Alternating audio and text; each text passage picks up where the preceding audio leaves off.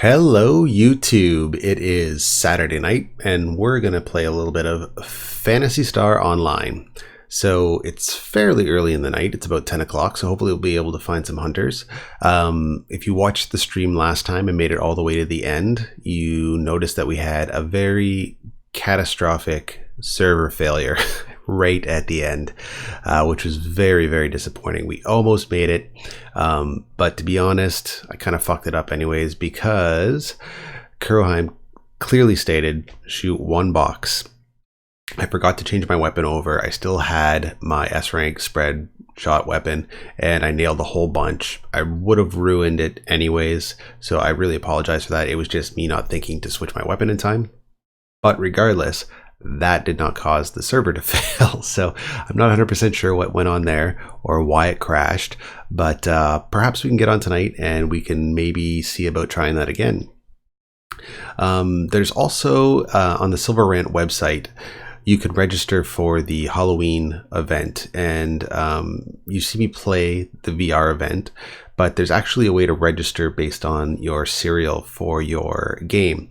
Now, unfortunately for me, I've registered my character with a serial that I had a long time ago, and it was a serial because I got the game disc only. It didn't have the serial ID with it, so I just went online and grabbed a random one. That one's already been utilized by another player, so I cannot play that event currently unless I was to restart my character, which I'm actually thinking about doing, and use the copy that I have now. I do have a copy of Phantasy Star Online that I bought new. The serial was never touched, and I'm hoping to register maybe with that character instead, and that way I'll be able to have both or at least that one character that I'm able to play with a valid serial, and maybe I can join in again. Well, who knows, you know, like at the end of the month, a couple days, maybe I'll even try tomorrow and restart that character. But yeah, in the meantime, let's just fire it up and see who is currently online tonight. And also, please let me know if the game is going out of sync or if the mic is going out of sync. I'm having a few problems with OBS, and I'm going to bring those up in the stream, and maybe you guys can help me out and give me some suggestions if you're familiar with OBS. Okay, so here we are. Let's play the game. All right. No, this is not test 2. This is a live stream. So let's get into Phantasy Star and load it up. I was playing a lot of Speed Zone earlier today with that awesome wheel that I got from David.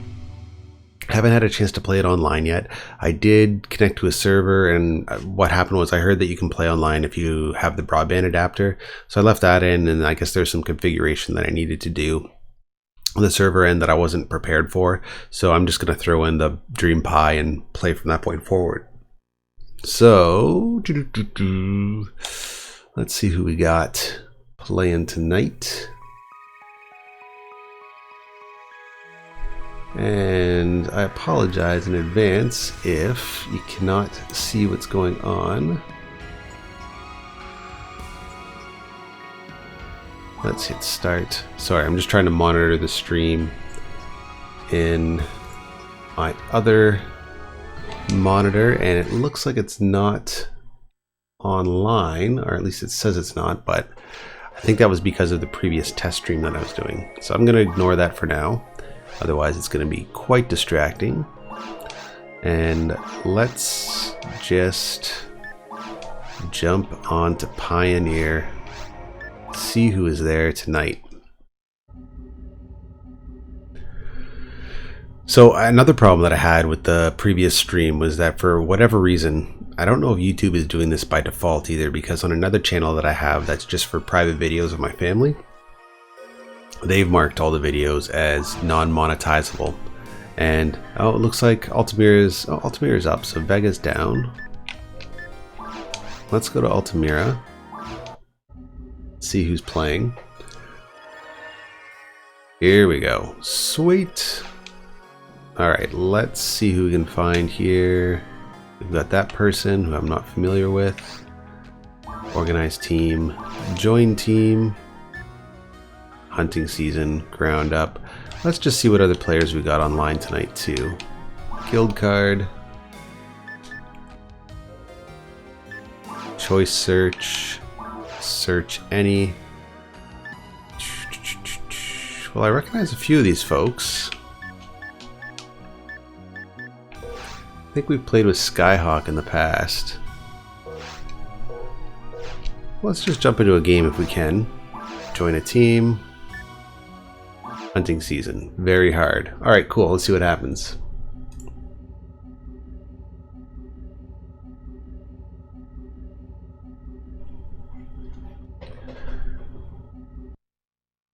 Okay, so who do we got in this team? We've got... Oh, wow. Okay, we've got some decent players.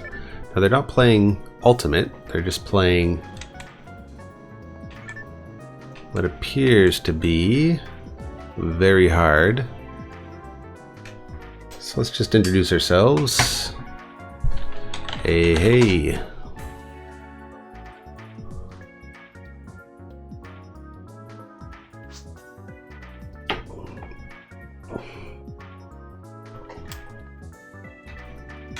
Alright.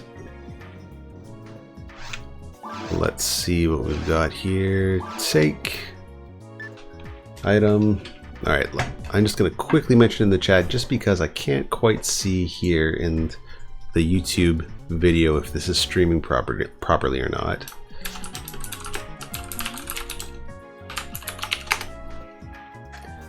And we'll just see if anybody replies. Alright. Sounds good. See ya.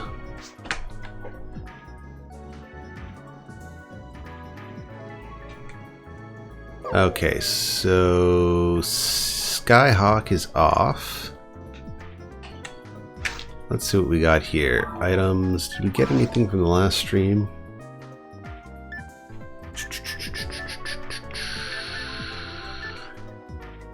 We got...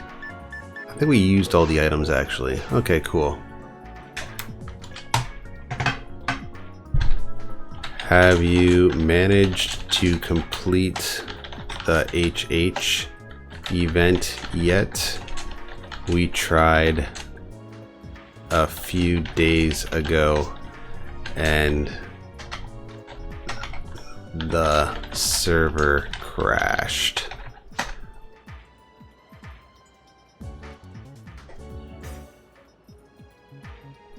Let's see if they had the same kind of problems that we were having earlier. Alright, cool. Good news is it appears as though the stream is healthy. Okay, and right now I am playing solo. Okay, let's get out of here. We got ditched. That's alright. Let's go back to Pioneer. See who's chilling out there. And maybe we can start an alt team.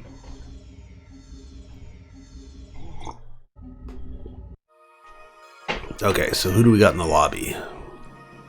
We've got this person here, who I'm not sure if they're active or not. Okay, we got these two folks.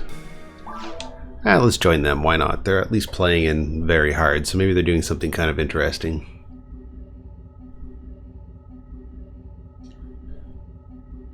Okay, long load time, even though we're using the optimum version. Oh man, and it crashed. Oh, sweet, we're in. Hey. Hey, hey. Green pipe. Okay, cool, these guys are on it.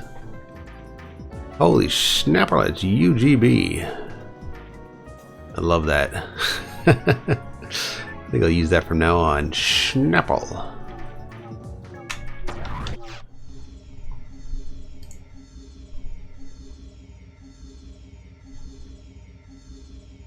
And where are we exactly? I think we're just kind of... Okay, cool. We're trolling the... What is this? The mines? I am. Always good to give people the heads up, I suppose. Just in the event they don't want to be recorded.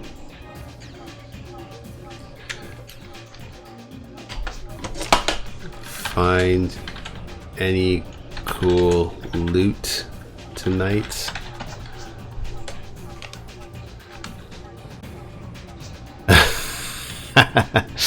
Good stuff.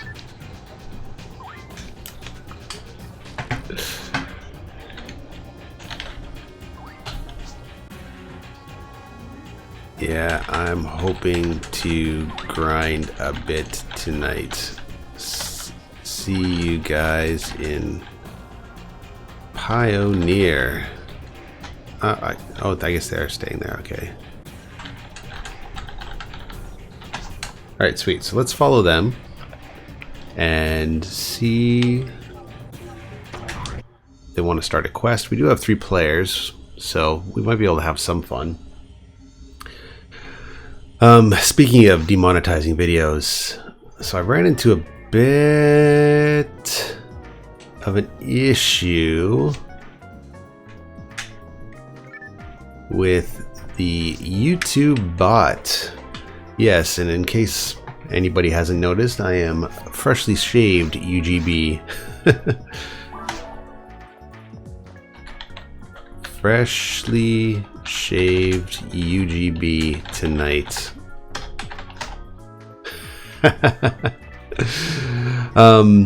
Yeah, the last couple of videos I streamed, actually, they all got that yellow monetization symbol, which basically meant that YouTube had deemed my video unmonetizable.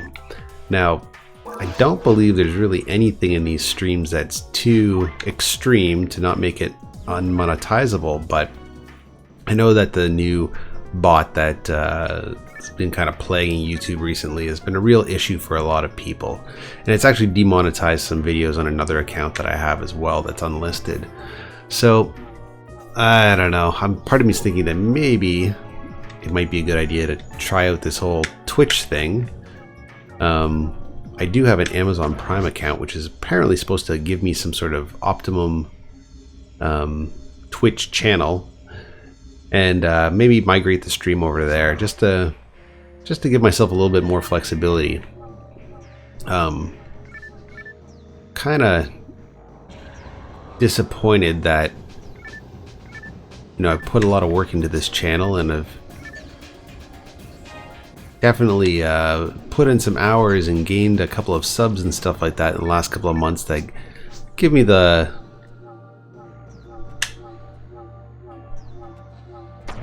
okay, we gotta go to the Tecker.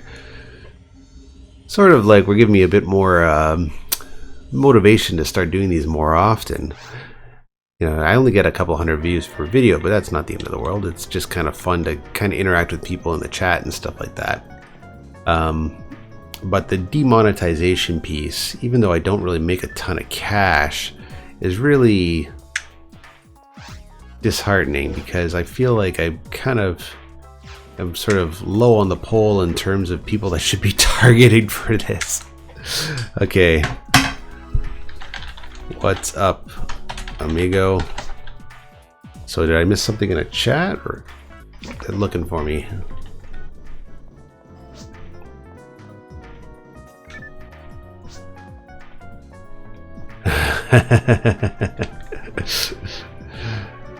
All right, where are you guys? Just asked if you got what? Book of Katana 1 to sell or trade.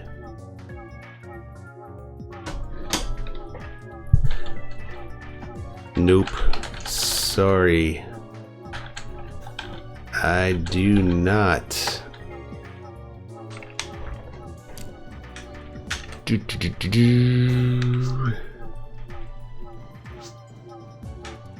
All right, let's go back to the mine then.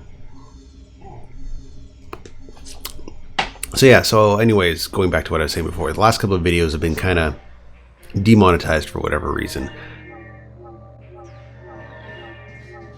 And I'm not 100% sure why, but I ended up filing an appeal, and it seemed to remonetize a few of the videos, but overall it was kind of like a lot of them I just had to go through, and I went through a big list, and I was actually shocked at how many of them had been automatically demonetized, and actually just the kinds of videos that were demonetized as well, because a lot of them are pretty tame. So it makes me wonder what's going on just in the bigger sort of YouTube universe in terms of who's being demonetized and who's having their videos remain up. Now, I did hear that the reason that they're trying to do this is that they're trying to make the service rather, a bit more, I don't know, advertiser friendly, which is all well and good, but I mean, you're still getting eyes regardless of the content going up. So it kind of speaks for the nature of the audience that'll be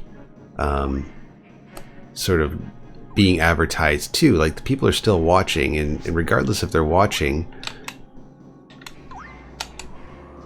you shouldn't really have to limit their content, you know? So, or at least sort of like throttle their content or the type of content they want to watch. So I don't know. I'm gonna try out this Twitch thing. Maybe I'll give it a shot next time I go live, and I'll just warn people on the main stream via some sort of video that I'm just sort of playing in a loop, just to check that out and see how it goes. Because yeah, with the Amazon Prime account, you do get access to apparently premium Twitch capabilities, whatever those are. So it might be good to sort of test those out and give it a shot. All right, sweet. We're already way at the end.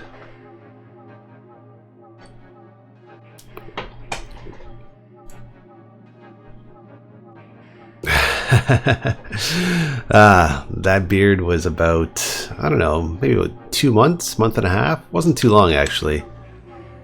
I guess I have good genetics for beard growing.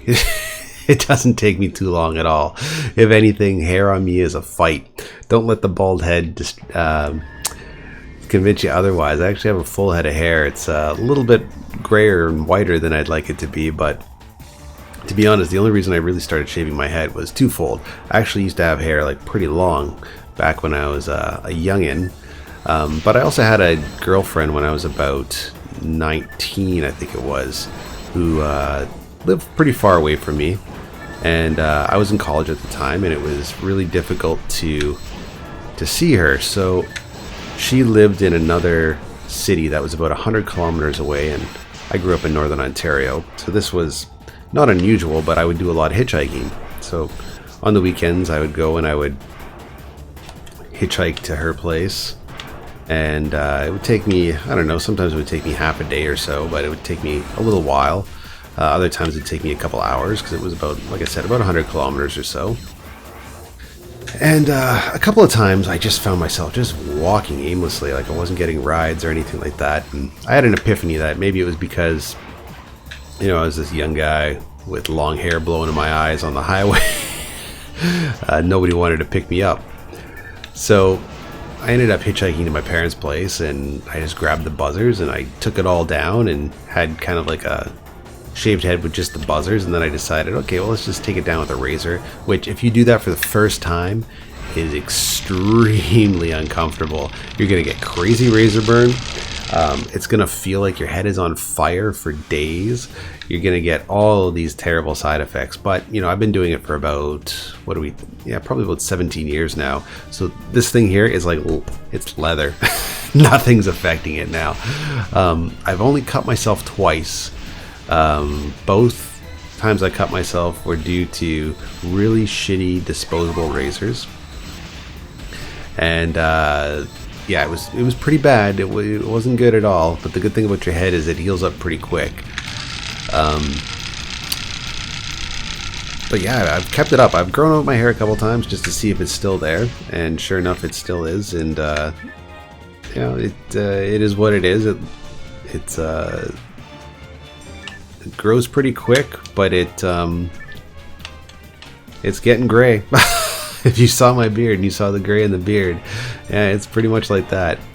But my girlfriend was kind of getting on me a little bit because she says I look too old with it, so I decided to take it off the other night just for fun. And yeah, like I said, it's not a big deal. It only takes me about a month and a half or so to grow back, maybe 2 months. And it gets pretty long. I think it was like yay long or so. Part of me is wondering, or not wondering rather, but part of me is just like wanting to get one of those like awesome sort of Dimebag Daryl things going on. But I don't know. I just start scratching it after a while and it gets kind of itchy and like, fuck this, it's coming off. But again, not the end of the world. So yeah, that's kind of where the whole shaved head thing started. And one good thing about being a chubby guy is that you fill out all the cracks. So you know, even though I'm an old man and I have gray hair, at least I look sort of young and healthy. Okay, let's get rid of this. Yeah, okay, perfect. And maybe we'll get lucky. Oh, cool. A mono grinder is always useful.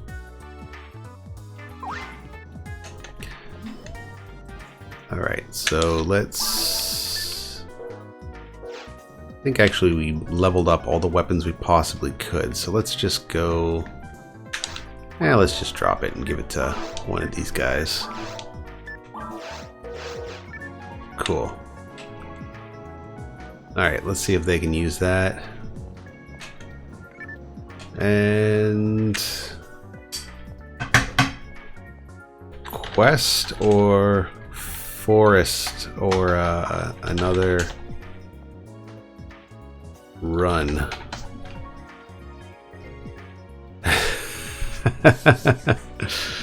Alright, sweet. So, ruins? Alright, let's do the ruins then. Okay, the ruins we go. So is it open? Here we are. Can't remember what I was talking about. Sorry, it's been a long day.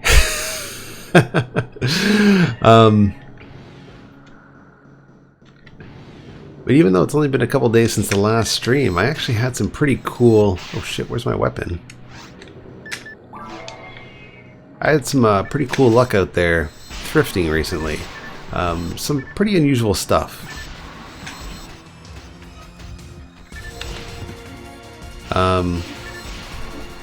Lately, I'd say in the last year or two, I've managed to stumble upon quite a few pair of night vision goggles, and primarily they're from one particular company. They are, I guess, marketed for kids, but they really work, and they really work well. They'll light up a room perfectly. They will illuminate pretty much everything, and the pairs that I have all have different features. I have one that you can stick a USB stick in, and that will actually record what you're watching. And then I have another one that records on, or sorry, doesn't record, but it views on a bunch of different light spectrums. And that one's kind of neat as well.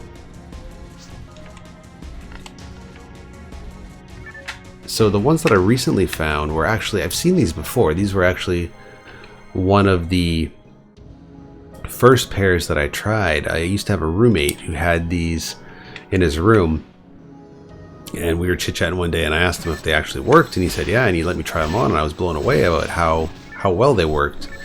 And those are these things right here. This, if you got the Call of Duty Modern Warfare 2 collector's set for, I believe it was just for Xbox, it included this thing. Now let me just skip over to the different screen real quick. Hopefully I'll be able to survive this.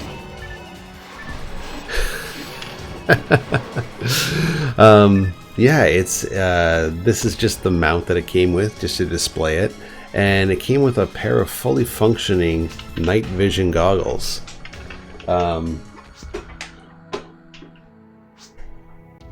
Works really well. I was actually really impressed with how much it illuminated, and kind of really comfortable to use too. Now I actually kind of like these better than the other ones I have. Okay, am I supposed to get on somewhere? No, I'm not. I have a couple of other pairs that you don't strap to your head. They're a bit bigger and bulkier, but you can use them more like binoculars. And they also work very, very well in a room, not so well outside, but kind of handy to have for just like little things. Like they will work outside if you are just going down, like, let's say a corridor between houses or something like that. Not maybe so much in an open field. And the reason I mentioned that actually is because one time I was selling an extra pair I had on eBay, or not eBay, rather on Craigslist. And what I did was, I posted them what they were, and I posted them in the toy section because I wanted to make sure nobody was confused.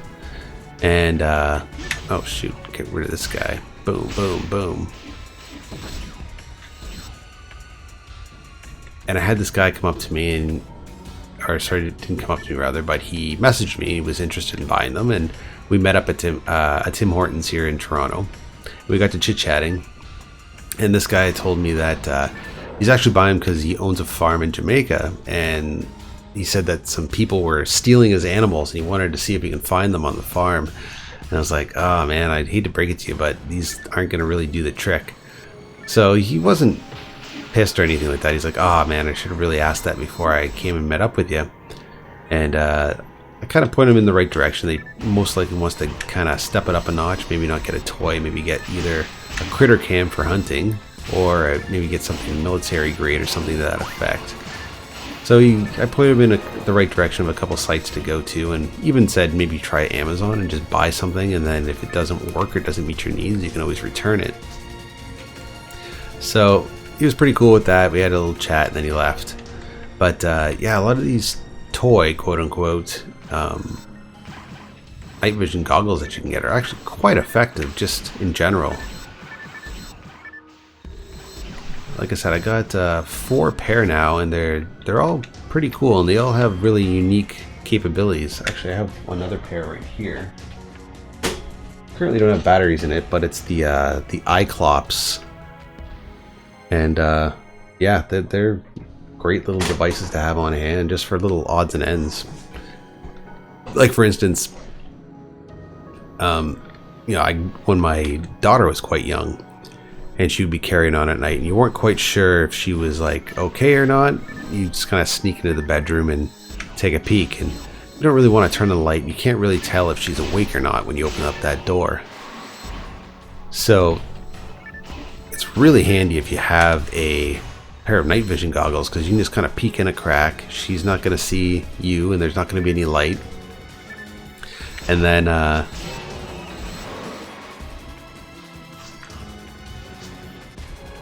you can kind of like, just the good thing about the night vision goggles is you can easily tell if somebody's eyes are open or not, because they're really, really well illuminated.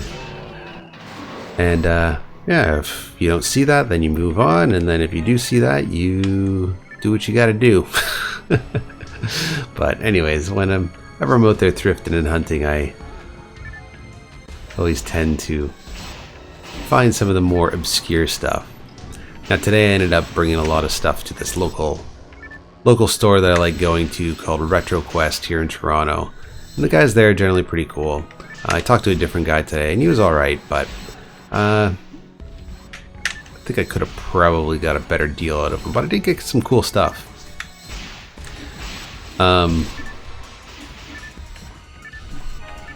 lot of special weapons, but I don't think I really need them. It's still be good to bring them to the Techer and take a look.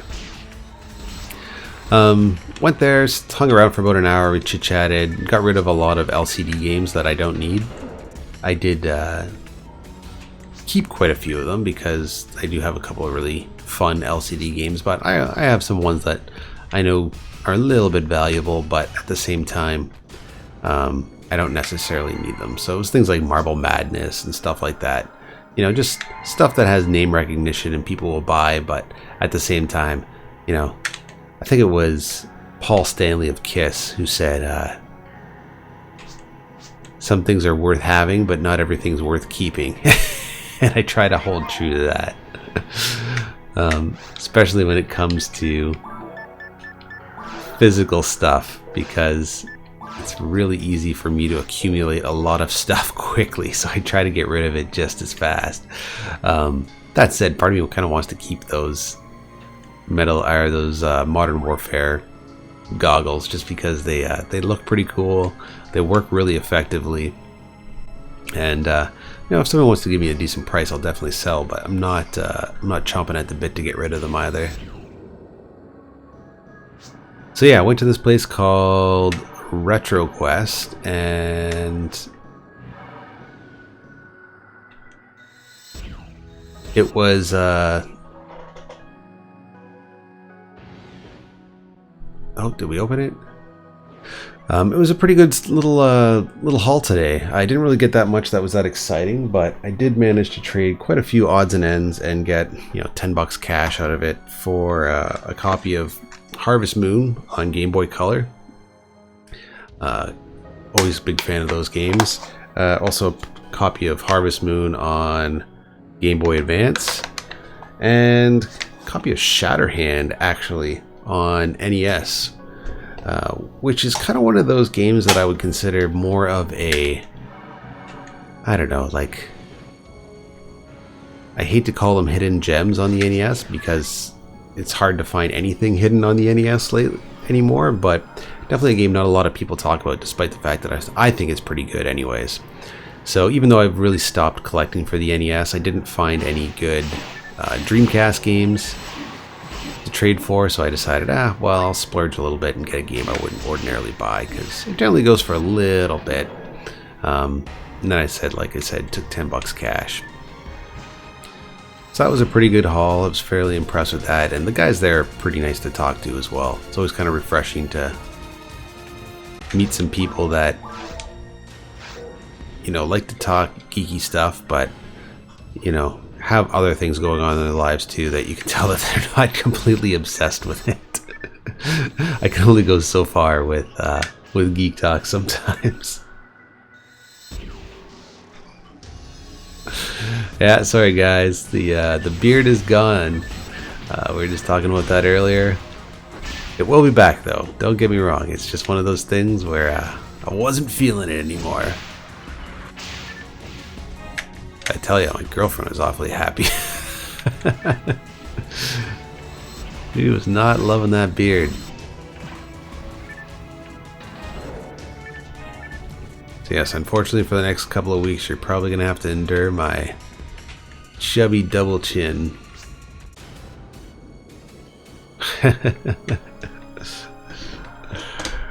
Who says I'm not? Ooh, spooky dookie.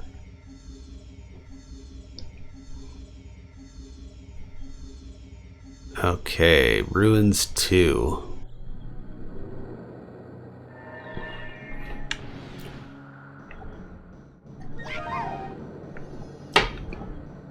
I really gotta get my hotkeys set up here too so I can start doing those little emoji icon-y things.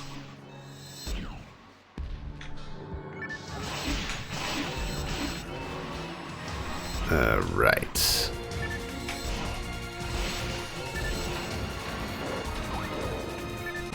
So funny thing, actually, speaking about handheld gaming and stuff, I've been playing a lot of my Game Gear recently since I did that mod. Haven't done the internal mod yet, but I will be working on it this weekend probably.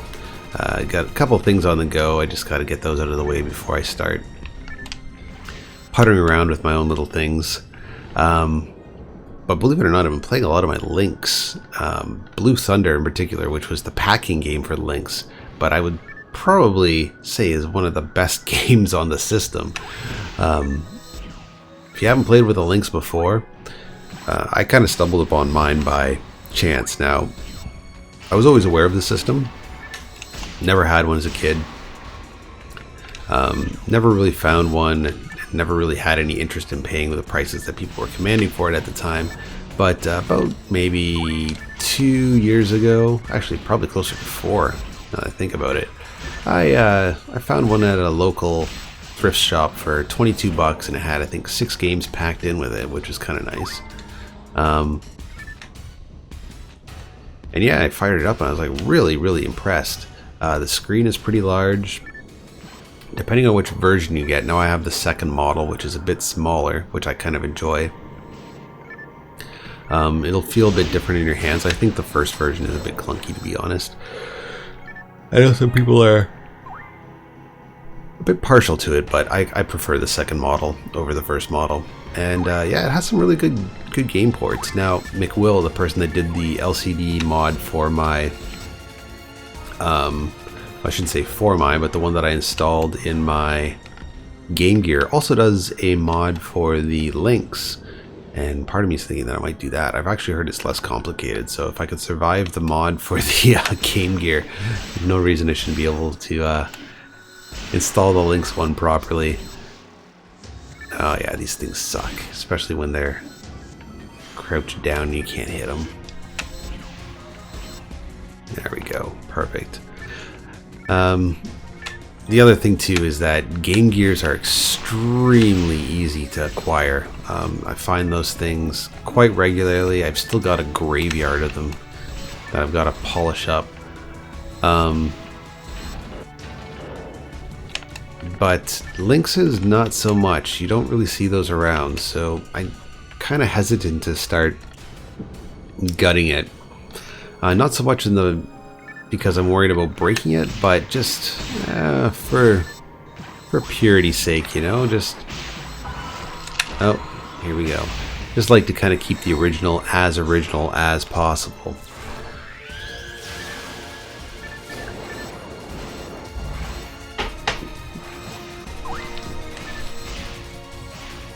Come on, there we go.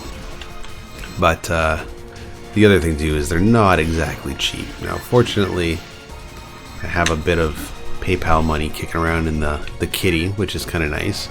But yeah, those things, they cost you well over $100 Canadian. I think they run around 80 or 90 pounds. Okay, which one do we go to? Alright, let's go to this one. I think this is where we saw everybody. Okay, we'll deactivate. But yeah, they look so nice though. That's the thing. Once you install them, there's really no going back. Like, I couldn't possibly picture going back to a regular Game Gear after getting the LCD installed. It just looks so pretty. Okay, where are we going? There we go.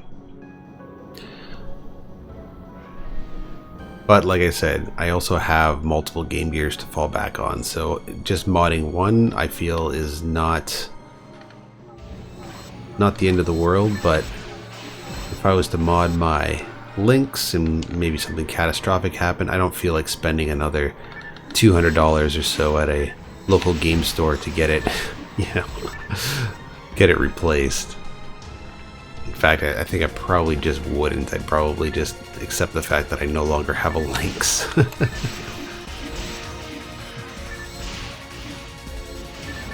Yeah, man, you should totally buy one. The good thing about Dreamcast is, even though the actual, like, the games are getting a bit more expensive, a bit more ridiculous, the consoles themselves have pretty much stayed the same. So you can generally get a console for very cheap. You can get around $40 or so. And okay, I think there's like something hidden up here, isn't there?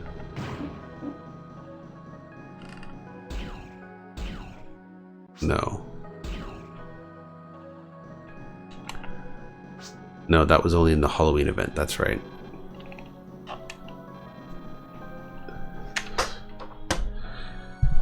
Where are you guys going?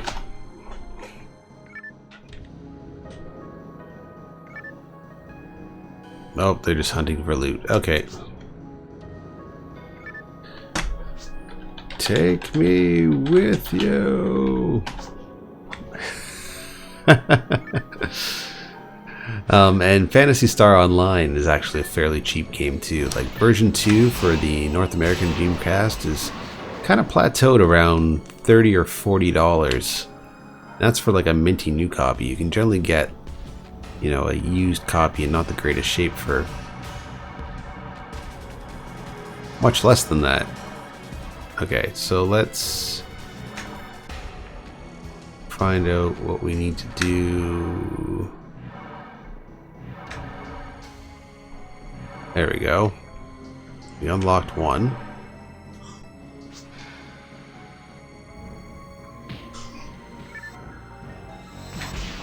I'm actually shocked at how many hits I'm taking. It's making me wonder if I'm going to be able to survive falls. I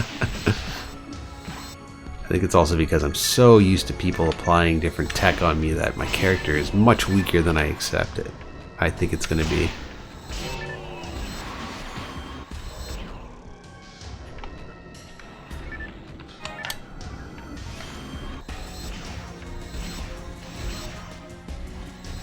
So I finally got wise to this whole NeoGAF nonsense. I was familiar that the site existed. I'd never visited it. I don't really know much beyond the fact that it exists, and from what I understand from doing my very limited research, because I honestly don't care. Apparently it was a site, or forum rather, for a lot of news leaks that were fairly pertinent. Maybe not so much recently, but definitely in the past. And I guess they're well known for banning people very arbitrarily. Okay, great.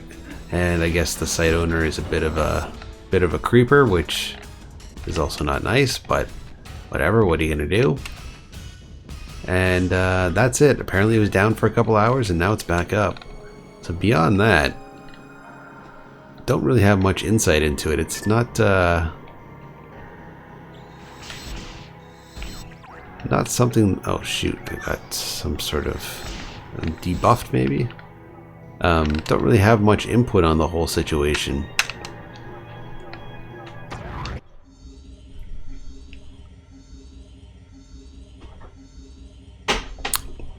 Alright, we're going back to Pioneer. I did watch a couple of different YouTube videos recently with some other very dominant figures in the community, the gaming community rather, and they'd all sort of share their experiences and stuff like that. And yeah, it seems like despite the fact that it was very useful for different kind of news leaks and stuff, pretty much everybody there was a bit of a jerk. No, definitely don't want to equip it.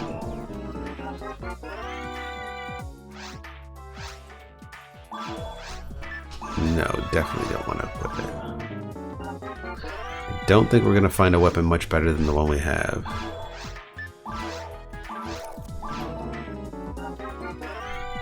Alright, what do we got? What do we got? What do we got? A crash bullet. Sweet. Alright, let's... Oh, we can always use escape doll, that's for sure. We can always use trimates. And let's sell.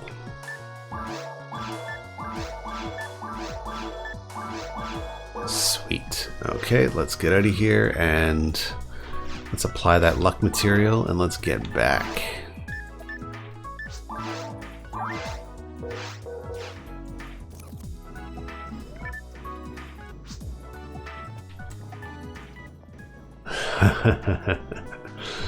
I guess that's true. Okay, back to the ruins.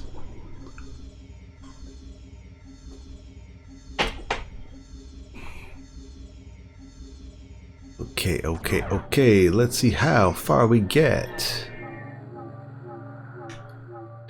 Any tips for an unqualified person to move to Canada? Not much. Except... Okay, is everybody here?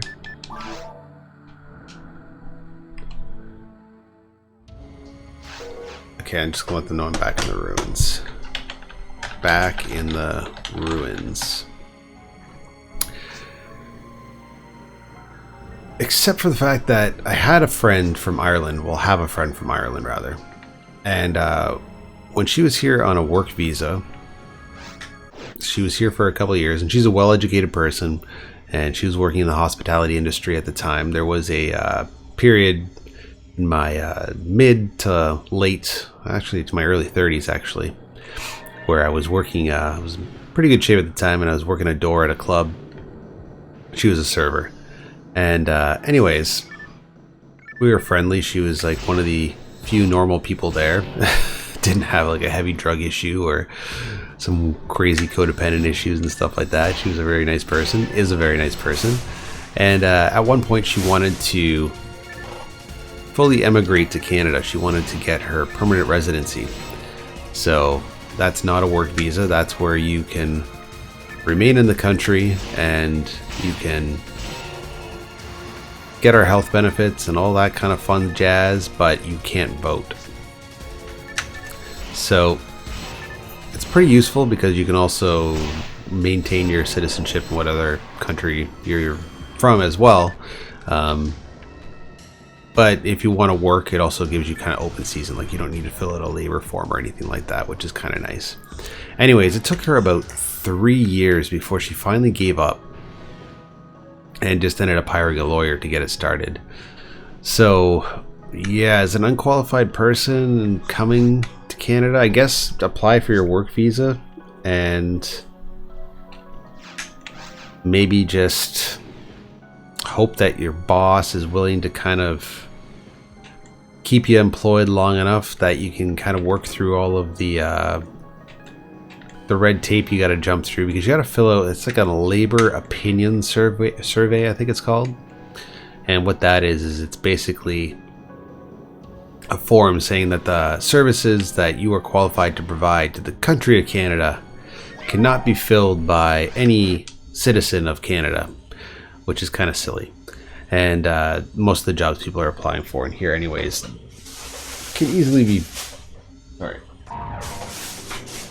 be filled by a person living in the country, but for whatever reason they just don't.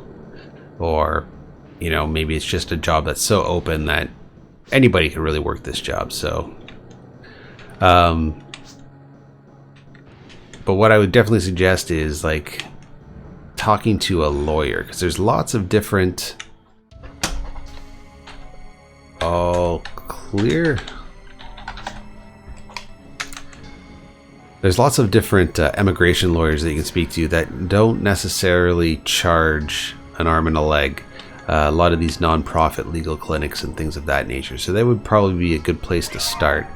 They don't always deal with, you know, there's a lot of refugees that come to Toronto and things like that. And I think historically that's kind of what the services were designed for, but because they realize there's such a need for people to get free legal advice, they're pretty much open to anybody, not even by referral, like by a lot of walk-ins. So that might be a good first step too. Just speaking with lawyer, finding out different ways you can go about achieving some sort of permanent residency or a work visa here in the good old Great White North. It's funny because like depending where you come to Canada too, like your experiences with work are going to be quite varied.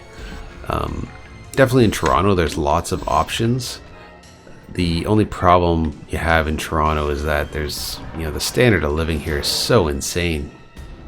It's not as bad as some other cities, countries, but it is quite expensive. I've been here for about 11 years, I think, in Toronto, so I had enough time to kind of work and get enough of my sort of shit together before I had to start taking on a mortgage and things like that. Before the housing prices got crazy in this country. Now it's like you gotta fight to even get an apartment, whereas historically you can get an apartment pretty much anywhere and the prices were always fairly decent. But nowadays, I mean, based on most people's income, you're gonna be spending at least, I'd say at least 2/3 of your income on rent, based on the average job salaries that are available here in Toronto. But that being said, there's lots of options depending on what you want to do outside of the bigger cities like Ottawa, Vancouver. Vancouver is even more ridiculous than Toronto. But you know, if you want to go to some of those northern communities or sort of those maritime communities and stuff like that, definitely it's not as exciting, but there are jobs available there. And because it's not as exciting, because the standard of living isn't that high, you can always live on a lot less. which is kind of nice. So you cut out that overhead, and then you don't have to worry about, oh, let's just follow our friend here. Don't have to worry so much about how much money you make, because quite frankly, the more money you make here in Toronto doesn't necessarily equate to a better standard of living, because the more money you make in Toronto, I find people, the longer you stay here, you just find ways of spending it. There's so much to do here, and just so much to kind of get lost in that, you know, I've never really gotten ahead. I've never gotten behind, but I've never really gotten ahead in this city. But I know when I was living outside of the city in places like Waterloo, Ontario, Sault Ste. Marie, Ontario. This is way back in the day. This is going back, geez, like before the internet in some cases.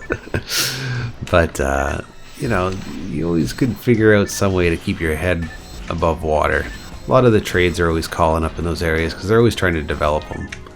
So, I mean, if that's where your interests lay, that might be an option to you.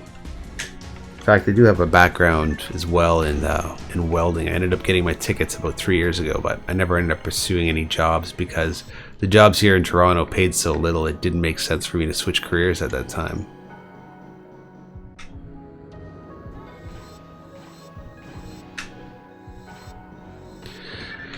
BC is definitely chill, but BC is insanely expensive.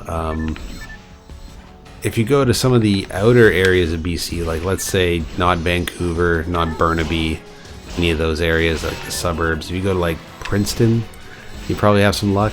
But even then, you see stuff on the news all the time of people just basically living in cars because the rent is so insane in that in BC, especially around the oceanfront communities, where I'm not going to say historically it was cheap, but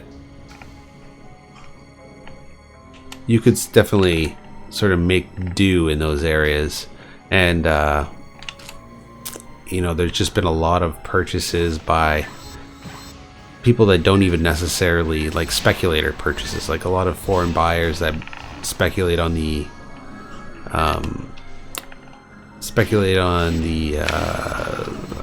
I don't know how to word it, but basically the housing prices. So they buy a lot of property and they don't really do a whole ton with it, and then that just takes more property out of the rental market and out of the buying market for people to invest in. So the pool gets smaller and smaller, and as the pool gets smaller and smaller, the people that live there get more and more desperate. So just gonna have to let them know. Yep, it's on a 20-second delay.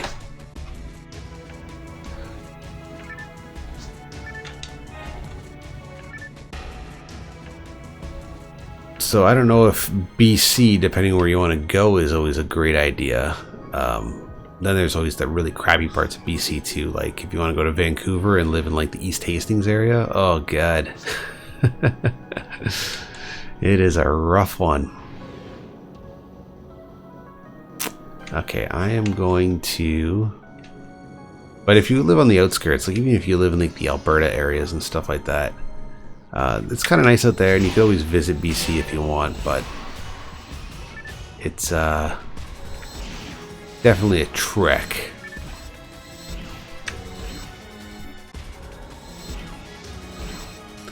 Oh no, man, don't go to Quebec. Quebec is a nightmare. Sorry, Quebecers. I know I've got my friend from Japan from Quebec, but if you're not from Quebec and you try to get in with Quebec, there are a lot of nice people there, don't get me wrong, but there are also a lot of very unnice people, like any city. But I don't know, it gets pretty territorial up there. I can't stand driving through Quebec. I'll fuel up at the end of Ontario, make sure I got enough gas in the tank to get me to New Brunswick, and then I just floor it. My French is pretty terrible, actually. I can survive in Quebec and pick up some words and stuff like that here and there, but definitely can't speak the language that well, so I just kind of try and fake it for the most part.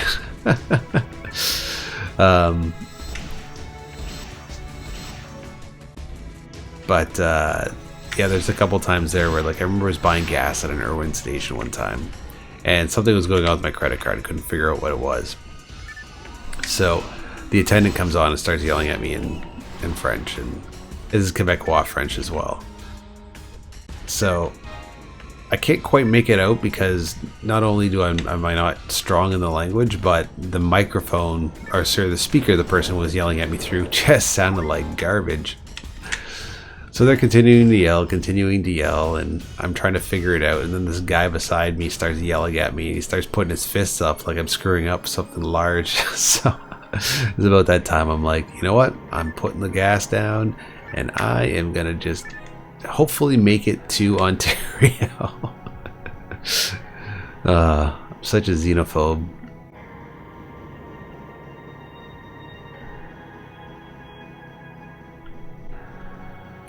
Okay, where is our entrance to the boss? Okay, so we're gonna hopefully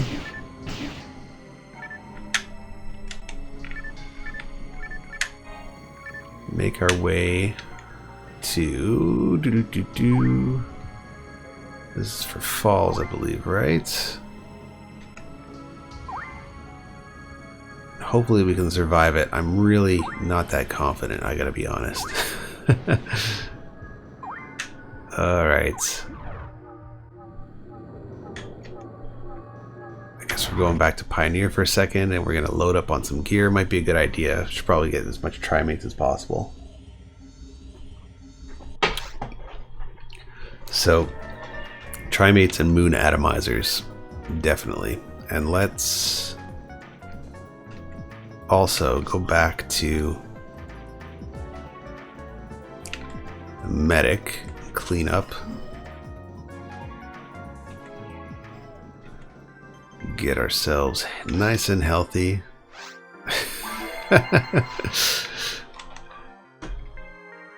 Yep, I have a chin after all.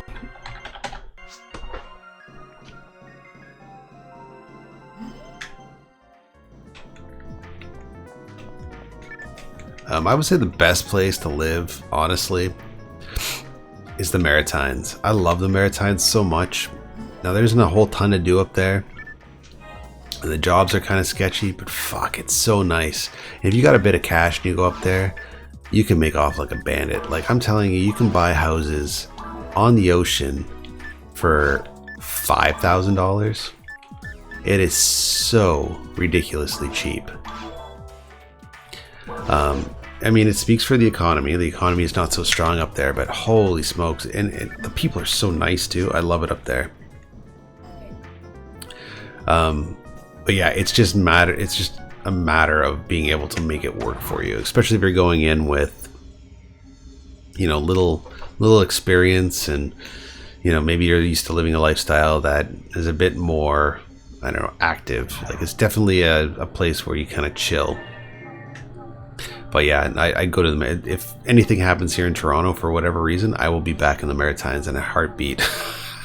Nova Scotia in particular, it's beautiful up there. Definitely, if you plan on coming down to this country, check out the Maritimes. You don't necessarily have to live there, but at least give it a shot and just see what it's all about.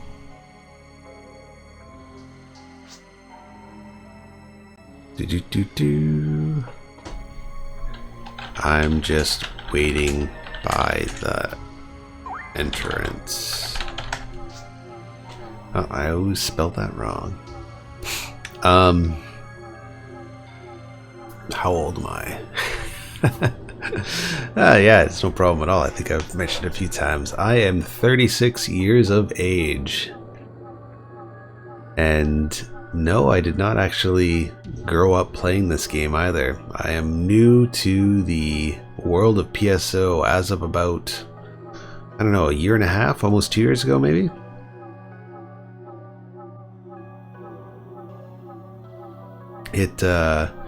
I stumbled upon a Dreamcast. I've always been interested in the system, and first time I played it, I was a burned copy, and then I just went down that rabbit hole and just started buying stuff left and right.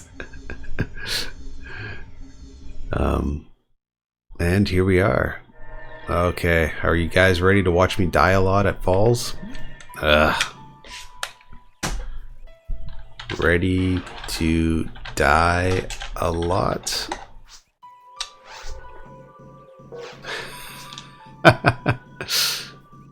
Yeah, I'm not kidding you. Like, I was down... Where was I driving? It was like an off...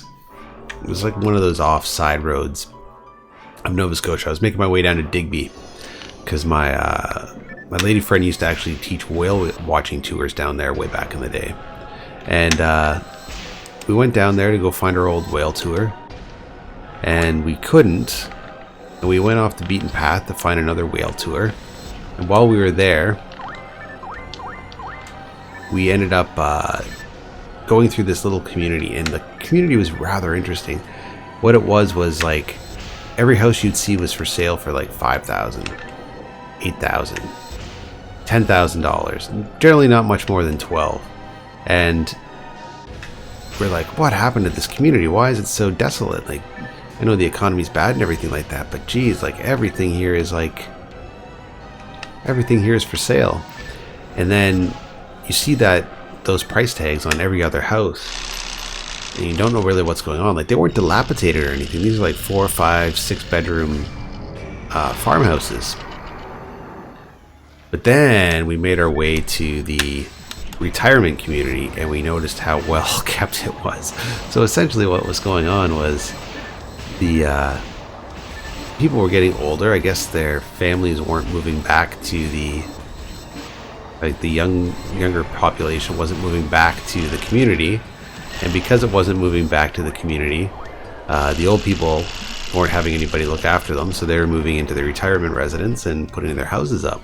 So I don't know, it's just one of those areas that reminds me of like Detroit, when Detroit got hot in the real estate market. Just, if you're a speculator and you want to get in on the ground up, like, definitely Nova Scotia is the place to be, especially now that the work economy is getting a little bit more fluid. Like, you don't necessarily have to be tethered to a city to generate income. Now, if you're an old man like I am, you kind of got stuck in not learning to diversify your income streams early on and diversify your skill set. Now, well, I mean, that said, I have a fairly diverse skill set, but also not getting comfortable in the fact that you're going to be migrating jobs quite frequently. So, you know, I'm kind of stuck in that antiquated, archaic model of work where you work with somebody and you kind of grind out the rest of your life once you find a place that you like working in. So that's where I'm at right now. But if you're a person that's very mobile and you're able to adapt to various jobs, and you're able to adapt to various different levels of income based like month to month, you know, you don't have to completely rely on getting the same amount in order to maintain your lifestyle, but you're able to budget and stuff like that.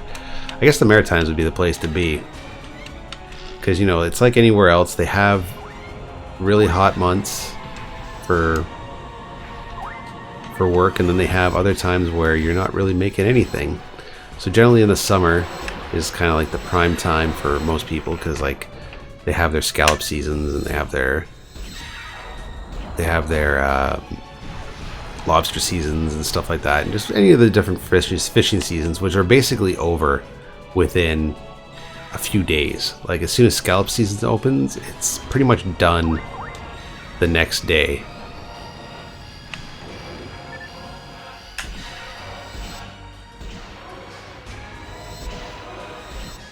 Oh shoot.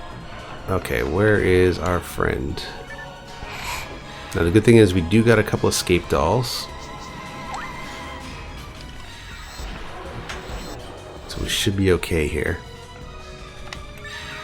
But yeah, if I was to sell my place here in Toronto, I feel like I could buy like I could buy like a small town in Nova Scotia. It's so lovely up there. Alright, where is our friend Bones? We gotta bring him back.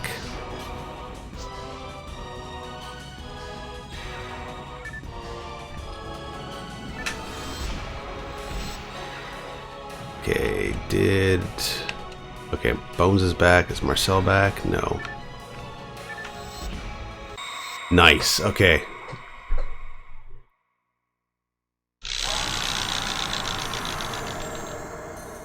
Hey, MX Doom. Haven't seen you in forever.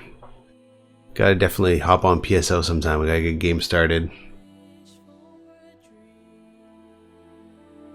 Sweet! Well, congratulations us. I'm actually surprised. I think it's that new ring that Kuro gave me. Good job. That was a tough one. I'm pretty sure that that new ring Kuro gave me has given me some different attributes that probably kept me alive during that whole scuffle.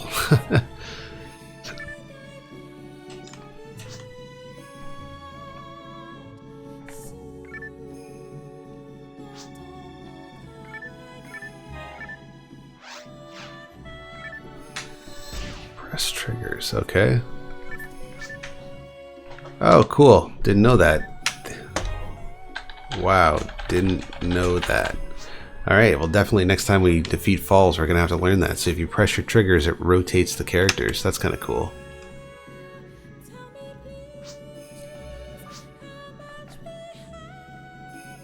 Yeah, I gotta get a versus guide. I've been looking at it. They're only going up to, I think they're about $50 or so now. A little bit pricey for a versus guide, but I'd like to get one complete with the poster and everything like that. Just because I'm a bit of a purist. In the poster, it kind of looks like the cover of Phantasy Star Online version 2. And I guess it's nothing like crazy special, but if you're a person like me that kind of likes that sort of stuff, I'm not going to spend $40 on a manual that is incomplete.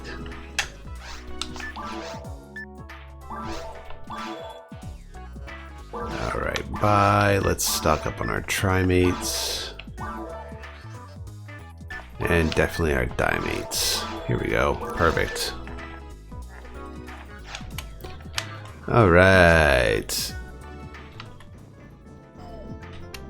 Cool. The versus guide seems to be the most complete.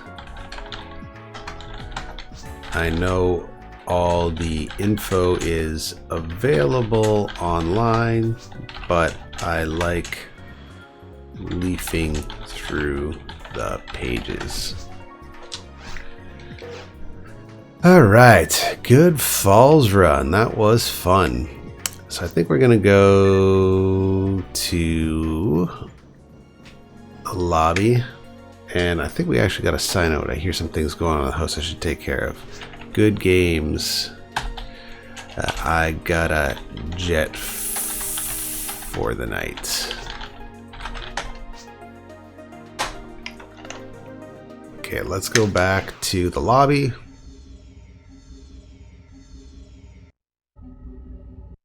And let's save our game. Save one. Character data saves.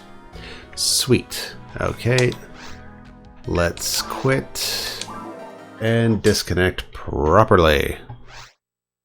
Awesome.